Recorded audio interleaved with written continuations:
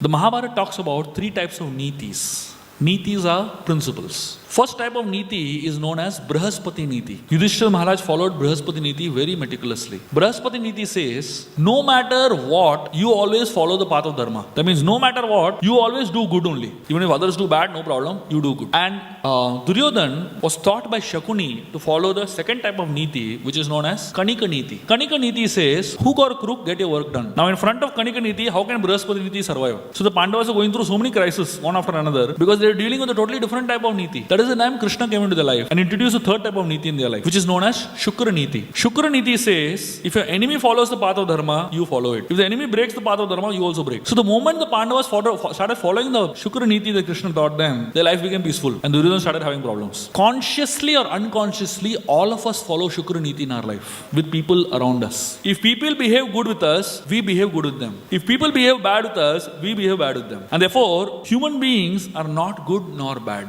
They behave, they respond according to the way in which they are dealt. And therefore, we need to understand that before we decide to say this person is good or this person is bad, you first need to examine how you are behaving with them. Maybe their badness is triggered by your behavior.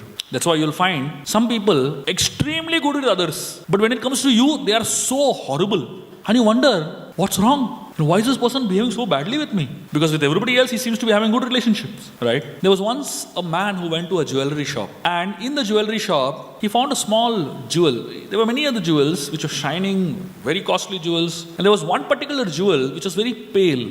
But even that particular stone was very costly. He didn't understand why that stone is so costly. He went and asked the jeweler, such a pale and dull stone, why is it so costly? And the jeweler gave him a very interesting answer. The jeweler said, this stone is a very special stone which is known as the opal. The opal is known as a sensitive jewel. He took the opal, the stone, and put it on his hand. It was pale. Then he covered his other hand over this hand for a few seconds. And then when he opened it, that stone also started shining brilliantly. And this jeweler said, the property of the opal is that when it is given warmth, it begins to shine. Human beings are like the opal. When they are given warmth and affection, they begin to show their good qualities to others. But when they're treated very badly, they begin to, they just become dull people. You just don't want to be with them. And therefore, it is very important to understand how to deal with people.